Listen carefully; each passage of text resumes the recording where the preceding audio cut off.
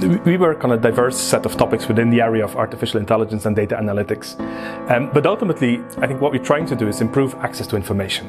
So that could be about improving digital assistance or improving how we translate one document to a different language or summarize a document. But it could also be about assisting decision makers, for example, to deal with emergency situations. Or it could be about helping clinicians to deal with a patient case by linking the details of that patient to particular medical literature. So specifically, what we're working with is two different types of information. So there is textual information and symbolic knowledge. Textual information is useful because there's a lot of it, and an AI system can learn a lot about the world by simply reading lots of news stories, social media, Wikipedia, and just web documents in general. Symbolic knowledge is about knowledge that's very precisely described in a way that the computer can understand. So, for example, medical knowledge.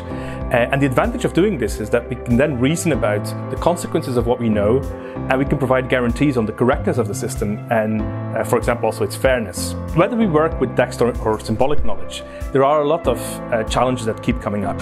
One particular challenge is about common sense knowledge. So there's a lot of things that are really obvious to us as humans, but which are very difficult to learn for computers. So this could be, for example, knowledge that if you throw a laptop in the pool, it's not going to float, or you will find a toothbrush in the bathroom. The second challenge we're focusing on is about trying to understand the fundamental limitations of current AI technology. So you can improve AI systems by simply giving them more training data, more compute power, but there are also fundamental challenges that cannot simply be solved in this way, and so we're trying to better understand what these challenges are. The final challenge has to do with combining two different methodologies in AI.